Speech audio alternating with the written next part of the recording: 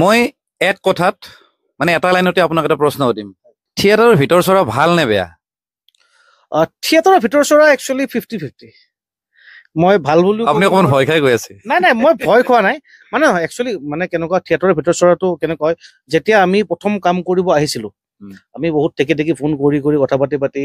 কাম কৰো তাৰপিছত কেনেকুৱা হয় এটা কেনেকুৱা ধৰণৰ কাম থাকে এটা সময়ত খুব ধুনীয়াকে মই কাম পাই আছিলো তাৰপিছত কেনেকুৱা হয় এতিয়া মই আজি যদি এইটো কাম কৰিছো আজি যদি মই 10,000 মই সাপোজ কৈছো 10,000 টকা লৈছো কালি মই 12,000 টকা ল'ম পৰহি মই 15,000 টকা ল'ম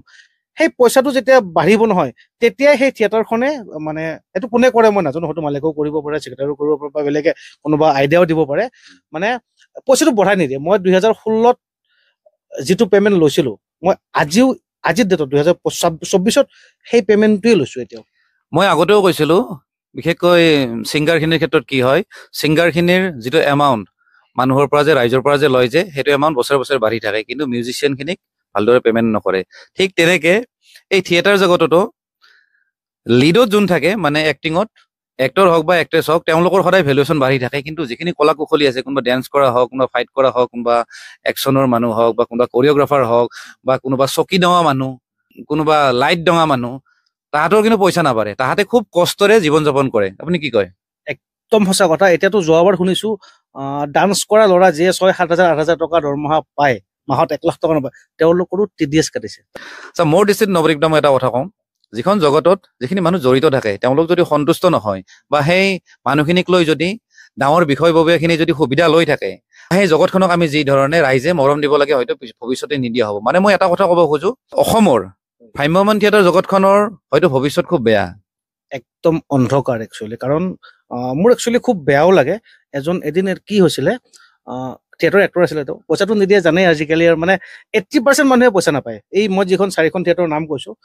তেওঁলোকে ভাল কৰে পেমেণ্ট কাৰণ প্ৰস্তুতি বা আবাহন কৰে নিজে আৰ্টিষ্ট হয় তেওঁ ঠিকেই খেয়াল ৰাখে আপুনি বোলে কাম কৰি আছে তেওঁলোকৰ লগত নাই যোৱাবাৰ এইবাৰ কৰা নাই মই কাম আৰু নহয় সেইটো নহয় যোনে ভাল তাক মই ভাল বুলি ক'ব লাগিব মই বেয়া নাম কৈছো আপোনাৰ মই আৰু যদি ভয় কৰিলে হয় মই নকলেও হয় আৰু এইটো ইণ্টাৰভিউ পিছত যদি মোক কোনো থিয়েটাৰত নামাতেও মোৰ কোনো আপত্তি নাই মই বিজনেছ কৰি যাম নিজৰ আৰু যদি বিজনেছ সাকসেসফুল নহয় মোৰ ষ্টাৰ্টআপ যদি কিবা কাৰণত ফেল হয় মই জব কৰিম আৰু এটা বস্তু আপুনি একচেপ্ট কৰে নে যে যিখিনি কলা কুশলী পইচা নাপায় যদি মেইন লিড এক্টৰজন বা এক্ট্ৰেছজনীয়ে যদি অকমান যদি তেওঁৰ যদি মাননিখিনি যদি কমাই দিয়ে সেইখিনি পইচা চাগে তেওঁলোকক ভগাই দিব পাৰে অবভিয়াছলি কাৰণ যিখিনি ষ্টাৰ কাষ্ট তেওঁলোকৰতো বহুত হিউজ পেমেণ্ট থাকে কাৰণ গোটেই পইচা যদি তেওঁলোককে দিব লাগে থিয়েটাৰ চলিব কেনেকে কলা কুশলী পাব কি আৰু মই এনেই জনাত কলা কুশলীবিলাকে এটা নিচা টাইপ হয়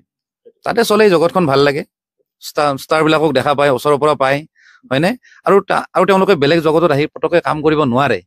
কাৰণ তাত এটা মানে এটা এটাচমেণ্ট এটা হৈ যায় গোটেই সেই মানুহখিনিৰ লগত হওক বা কাৰোবাৰ লগত হওক গতিকে সেই মানুহখিনিক ক'ব গ'লে জেলত ৰখাৰ নিচিনা হয় পইচাও ভালদৰে নাপায় আৰু তেওঁলোকে ওলাই আহিব নোৱাৰে এইটো একদম সঁচা কথা এইটো কথা একচুৱেলি মোৰ লগত হৈছে যেতিয়া মই কলেজত পঢ়ি আছিলো মেবি 4th চেম মানত মই একশ্যন কোৰিঅ'গ্ৰাফি কৰাৰ সুবিধা পাইছিলো লাষ্ট ইয়েৰত আছিলো তেতিয়া মই যতীন দা আৰু ৰবিদা হাতৰ লগত মই কাম কৰিছো কলেজত থকা ল'ৰা এটাই যদি যতীন দা ৰবিদাক ফাইট কৰাব পাৰে সেই ল'ৰাজনৰ ফিল্ডটো কেনেকুৱা হ'ব কিন্তু সেই ফিল্ডটো মই আজি গম পাইছো যদি সেই ফিল্ডটো নলৈ পেলাই মই যদি নিজে কিবা এটা বেলেগকে গ্ৰ' কৰি গ'লো হয় ন আজি মোৰ এনেকুৱা এটা পৰিস্থিতি নহ'লে যিটো কাম মই চবতকে ভাল পাওঁ সেই কামটো আজি বাদ দিব লগা মোৰ নহ'ল হয় একচুৱেলি মেইন আৰ্টিষ্টখিনিয়েতো মাননি ল'ব তেওঁলোকৰ গ্লেমাৰ আছে তেওঁলোকে ঠিকে আছে কিন্তু তেওঁলোকেও এটা প্ৰেছাৰাইজ কৰিব লাগে যে সৰু সৰু মানুহখিনি আমি সৰু মানুহ ডাঙৰ মানুহ বুলি নকওঁ তেওঁলোকক পইচাখিনি দিয়াৰ ক্ষেত্ৰত যদি তেওঁলোকে এবাৰ কিছুমানে কয় কিন্তু